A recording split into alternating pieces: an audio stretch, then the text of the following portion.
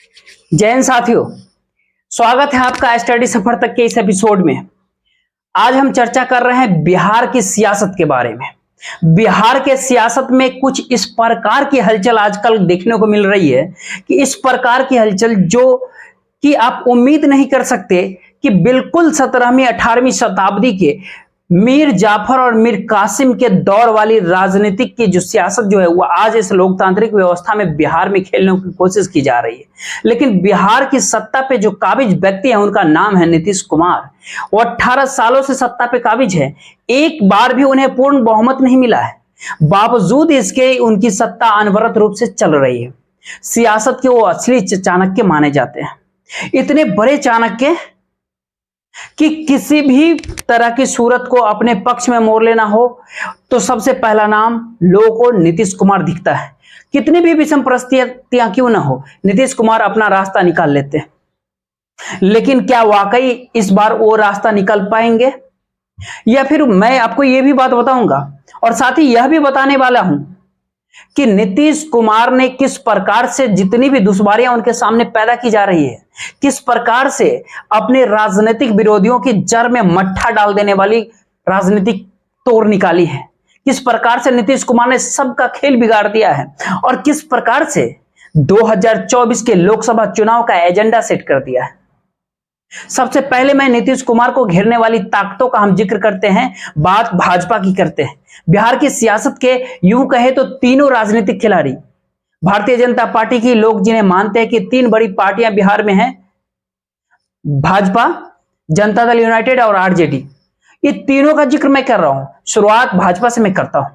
Bharatiya Janata party Lok Sabha चुनाव जब पिछले बार नीतीश कुमार के साथ जीती, 40 में 39 विधानसभा लोकसभा सीट जीती। अब नीतीश कुमार उनके साथ नहीं है। ये 2018 का दौर था, लोकसभा के चुनाव का ठीक पहले का दौर, जैसे आज 2023 का दौर है, 2024 के लोकसभा चुनाव से ठीक पहले का दौर।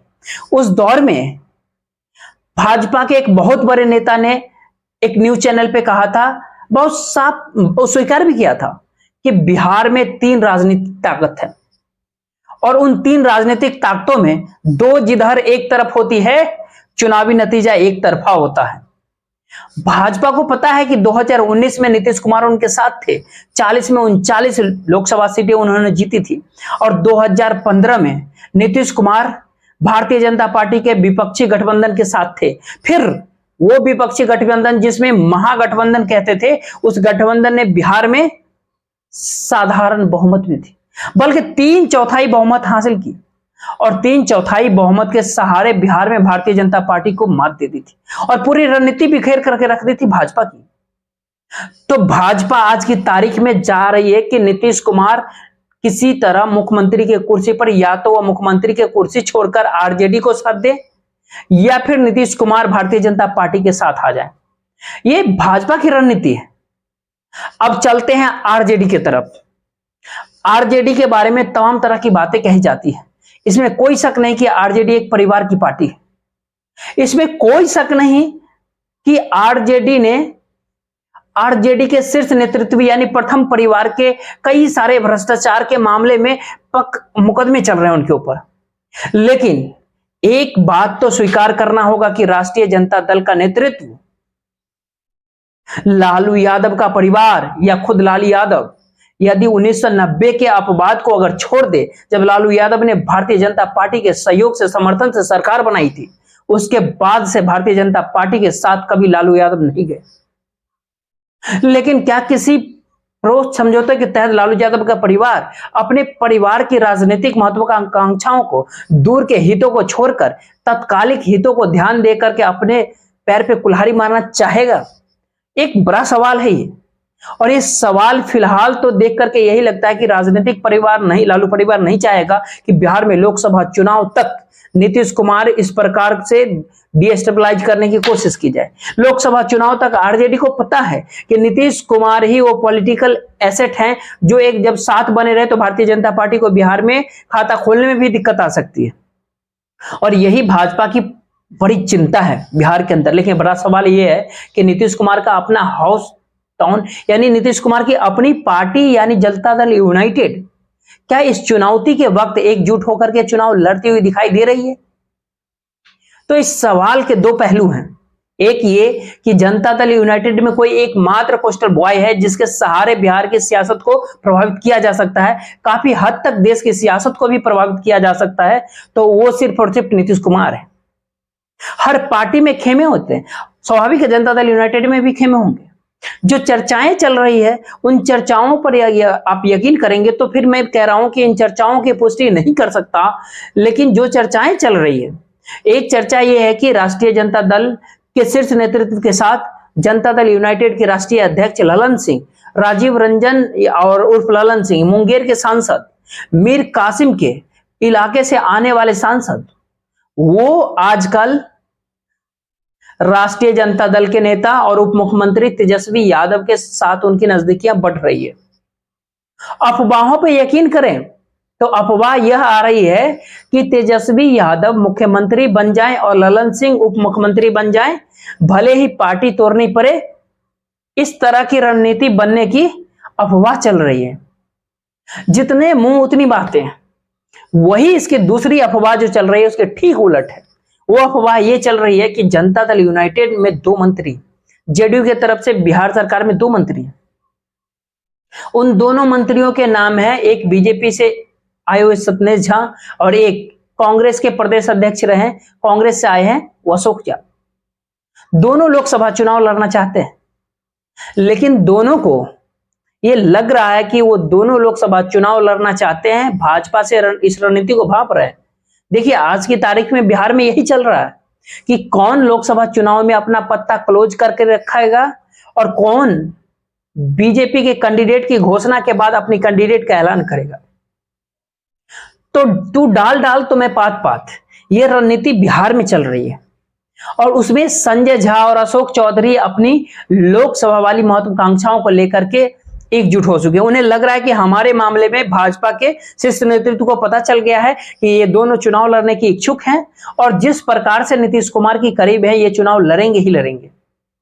लड़ेंगे या नहीं लड़ेंगे ये तो मैं नहीं जानता, लेकिन इन दोनों के बारे में कहा जा रहा है कि इन दोनों को यह बखूबी अंदाजा है कि चूंकि उनका नाम पब्लिक डोमेन में आ चुका है कि लिहाजा भारतीय जनता पार्टी उनके खिलाफ अपनी सामाजिक समीकरणों के अनुकूल कुछ और वोटों को ऐड करने वाले कैंडिडेट के साथ आगे देखा जा सकता है। लिहाजा कथित तौर पर ये दोनों मंत्री चाहते हैं कि नीतीश कुमार भारतीय जनता पार्टी के साथ गठबंधन में वापस चले जाए, लेकिन क्या यह संभव है कि नीतीश कुमार गठबंधन में वापस चले जाएं? क्या आपको लगता है कि नीतीश कुमार इस गठबंधन में वापस जा सकते हैं?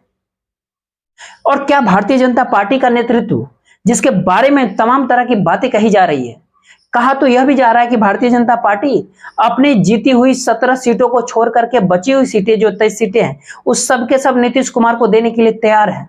विधानसभा में भी उनकी जिद मानने के लिए तैयार है कि जितनी सीटें आप लड़ना चाहें आपकी मर्जी, आप रख लीजिए, लेकिन साथ आ जाइए, चाहे लोकसभा के साथ विधानसभा भी करा लीजिए आप, ताकि किसी कथाकथित चुनाव मॉडल के तहत आपकी पीठ में राजनीतिक छुरा घोंपने की कोई कोशिश ना करे। ये तमाम तरह की बातें जो चल रही है, लेकिन यह प्रश्न यह है कि क्या नीतीश कुमार जनता पार्टी के साथ, भारतीय जनता पार्टी के साथ चले जाएंगे? जी नहीं, नीतीश कुमार भारतीय जनता पार्टी के साथ नहीं जा रहे हैं। ये एकदम राइटिंग इन द वॉल, यानी बिल्कुल क्लियर है, स्पष्ट है, दीवार पे लिखी हुई एक इबादत है, यानी एक सबके सामने ही है सबकी कि क्यों नीतीश कुमार नहीं जा रहे हैं भारतीय जनता पार्टी में, क्योंकि ये बात है क्रेडिबिलिटी का सवाल है, राजनीतिक साख का सवाल है कि नीतीश कुमार भारतीय जनता पार्टी में नहीं जा रहे हैं। और उससे भी बड़ी बात यह है कि नीतीश कुमार ने इस देश के विपक्ष को ताकत दी है, विपक्षी एकता के मैन ऑफ द मैच है वो। जिस वक्त विपक्ष बड़ा हुआ था, बिखरा हुआ पड़ा था, जिस वक्त महाराष्ट्र की सरकार गिरने के बाद वो 8 मोटल यानी 50 खोखे यानी होके की कथित नेतृत्व के सहारे महाराष्ट्र में दल बदल वाली सरकार बनने के बाद जिस प्रकार से पूरे देश में मान लिया गया कि भारतीय जनता पार्टी का मुकाबला नहीं किया जा सकता, उस दौर में नीतीश कुमार ने महज 1.5-2 महीने के भीतर इस देश के विपक्ष को वो ताकत दे दी जिसकी किसी ने उम्मीद तक नहीं की थी। भारतीय जनता पार्टी का दामन छोड़ दिया, इस देश में संवैधानिक संस्थाओं पर हो रहे हमले के खिलाफ आवाज उठाई, भ्रष्ट की स्वतंत्रता को, प्रेस की स्वतंत्रता को एक दमन किए जाने वाले आवाज उठाई। और इन तमाम मुद्दों को लेकर के नीतीश कुमार भारतीय जनता पार्टी के खिलाफ उस सेक्युलर एजेंडे के साथ सामने आए जो भाजपा के साथ रहते हुए अपनी सेक्युलर एजेंडा को चला रहे थे। लेकिन देश में जो कुछ भी हो रहा था, वो बिहार के बाहर जो कुछ भी हो रहा था, उन परिस्थितियों के ऊपर वो ऐसा लग रहा था कि 9 अगस्त 2022 के पहले वो आंख मूंद करके बैठे हुए हैं। लिहाजा एक क्रेडिबिलिटी का सवाल बहुत बड़ा है। लेकिन महत्वपूर्ण पहलू इसका यह है कि दूसरा सवाल है कि वो सवाल यह है कि नीतीश कुमार को इस साफ साफ दिखाई दे रहा है कि अगली लोकसभा चुनाव में भारतीय जनता पार्टी और कांग्रेस इन दोनों के सदस्यों की कुल संख्या 300 से ऊपर जाने के आसार में नहीं। भाजपा 190 जीतेगी तो कांग्रेस 110 जाते, भाजपा 170 जीतेगी तो कांग्रेस 130 जा सकती है, भाजपा 210 जीतेगी तो कांग्रेस 90 जीतेगी। ये हालात बनते हुए दिख रहे हैं। जब देश में ये हालात हो तो भाजपा कांग्रेस मिलकर के अगर 300 के नीचे जा रही है तो Congress party single largest party की स्थिति में न हो तो आज कांग्रेस के लोग चाहे जैसे भी कवायद करें, राहुल गांधी जो भी मेहनत कर रहे हैं वो दरअसल विपक्ष को ही ताकत दे रहे हैं। कांग्रेस पार्टी को ये बात राहुल गांधी या पूरी कांग्रेस पार्टी को बखूबी पता है कि कांग्रेस पार्टी 2004 के तरह 145 सीटें लाकर के सिंगल लार्जेस्ट पार्टी बनने की स्थिति में नहीं है। वो तो सिंगल लार्जेस्ट पार्टी 2024 के चुनाव में बन ही नहीं सकती। और जब 2024 के चुनाव में वो Congress party single largest party नहीं बन सकती तो सरकार के नेतृत्व, शीर्ष नेतृत्व का कांग्रेस का दावा कमजोर हो जाएगा। और जब सरकार के नेतृत्व का दावा कमजोर पड़ जाएगा तो उस परिस्थिति में कांग्रेस के आज की कांग्रेस की भाषा देखिए। भाषा यही है कि सरकार तो नरेंद्र मोदी को सरकार की हटाने की ही बात, सांप्रदायिकता को इस देश में कॉरपोरेट घराने के साये में चल रहा है, उनके आशीर्वाद से चल रहे हैं। कॉरपोरेट नेशनलिज्म को, पूंजीवादी राष्ट्रवाद जिसे आप कह सकते हैं, उस राष्ट्रवाद पे देश के कथिकल वैल्यूज को, आइडिया ऑफ इंडिया को जिस प्रकार से कमजोर करने का काम किया है उसके खिलाफ कांग्रेस पार्टी ने स्पष्ट तौर पे घोषित कर रखा है कि उनका एजेंडा इस सत्ता को हटाना है, सरकार बनाना, कांग्रेस की सरकार बनाना, कांग्रेस के नेतृत्व में सरकार बनाना। ये बातें कांग्रेस पार्टी ने नहीं कही है और इसलिए भी नहीं कही है कि उसे पता है कि वो हार जाएगा। जिन मुद्दों के सामने इंडिया गठबंधन आगे बढ़ रहा है वो पूरा इंडिया गठबंधन नीतीश कुमार के सेट किए हुए एजेंडे पे आगे बढ़ रहा है। नीतीश कुमार ने एजेंडा सेट किया कि जाति जनगणना राष्ट्रीय मुद्दा बन जाए। नीतीश कुमार ने ओबीसी को केंद्र में लाया। नीतीश कुमार ने कांग्रेस पार्टी को इस बात के लिए मजबूर किया कि उदयपुर जो शिविर में जाकर जनगणना किया। और नीतीश कुमार के सेट किए हुए एजेंडे जो बिहार के पंचायती राज में उन्होंने 2005 में सत्ता में आने के बाद अति पिछड़ों को और उसके महिलाओं को जिस प्रकार से आरक्षण देने की काम किया, वही एजेंडा अब संसद में महिला आरक्षण के मुद्दे पर इंडिया गठबंधन के तमाम दल इंक्लूडिंग कांग्रेस पार्टी इस एजेंडे पे आज उभर करके आ गया है। इसमें सवाल उठता है कि जब एजेंडा नीतीश कुमार का तो 2024 के बाद का निजाम भी नीतीश कुमार का ही क्यों नहीं।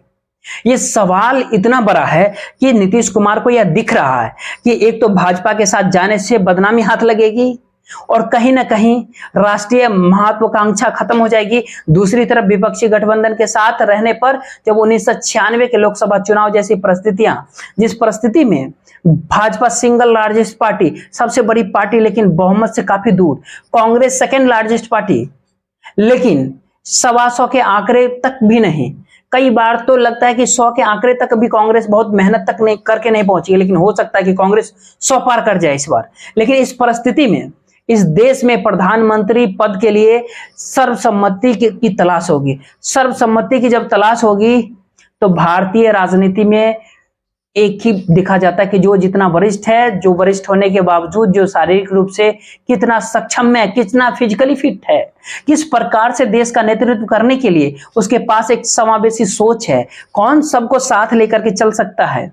तो स्वाभाविक है कि उस परिस्थिति में 18 सालों से मुख्यमंत्री रहे और कभी भी अकेले दम की सरकार को नहीं बल्कि सबको साथ लेकर के चलने की अपनी राजनीतिक कौशल के सहारे मुख्यमंत्री रहे नीतीश कुमार का चेहरा आगे किया जा सकता है। उनके नाम पर किसी को आपत्ति भी नहीं होगी।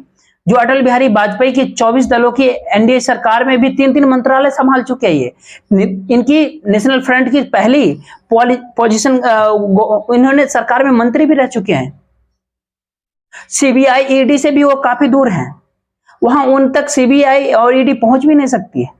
तो इन सब परिस्थितियों को देखते हुए चूंकि एजेंडा नीतीश कुमार ने सेट कर दिया है, नरेंद्र मोदी जो पिछला कार्ड खेलते हैं, वो पिछला कार्ड के सामने, उस ओबीसी कार्ड के सामने, उस कमंडल की चाशनी में डुबोए गए मंडल के सामने जब नीतीश कुमार का चेहरा होगा, तो नीतीश कुमार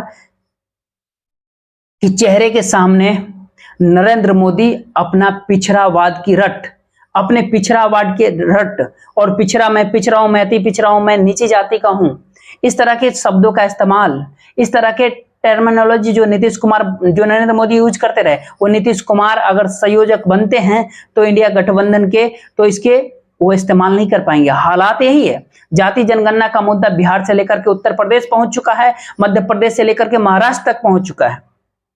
शरद पवार उस मुद्दे को उठा रहे हैं। सोशल जस्टिस जो राजनीतिक मतलब वो भी उठा रहे हैं। आज की तारीख में कोई और राजनीतिक कोई ये करना चाहे वो कर नहीं सकता। तो इन परिस्थितियों में नीतीश कुमार को, चाहे उनके कोई भी मंत्री हो, अगर अफवाहों के भरोसा करते हैं तो भाजपा के साथ ही आना चाहे तो असंभव बात है। ये किसी को सांसद बनाने का ठेका नीतीश कुमार ने अगर उठा रखा है, इस बात पर भरोसा नहीं किया जा सकता है। ललन सिंह उप मुख्यमंत्री बनने चले जाएंगे तेजस्वी यादव के साथ, और उनके साथ कोई विधायक भी अगर लेकर के चले जाएंगे, इस बात पर दूर दूर तक कोई यकीन नहीं कर सकता।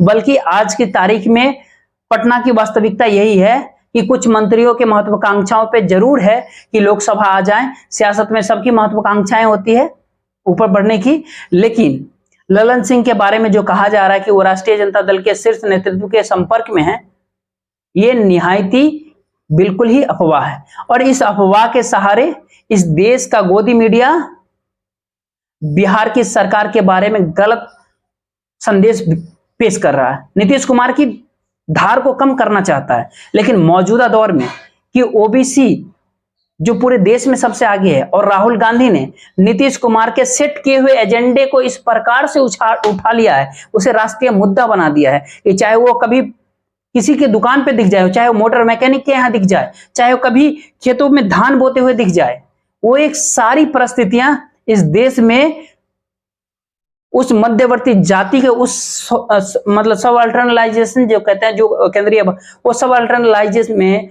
उसके महत्व को स्वीकारने की दिशा में जो बातें कर रही हो, तो आपको समझ जाना चाहिए कि किस परिस्थिति में नीतीश कुमार को उनके स्टंट से डिगा पाना, चाहे उनकी पार्टी का कोई हो या फिर परिस्थिति कैसी भी क्यों ना हो, ये असंभव सी बात है। लालू यादव का परिवार भी इतना मैच्योर्ड है कि वो लोकसभा चुनाव तक इंतजार कर सकता है। फिलहाल के लिए इतना ही। तब तक के लिए जय हिंद, जय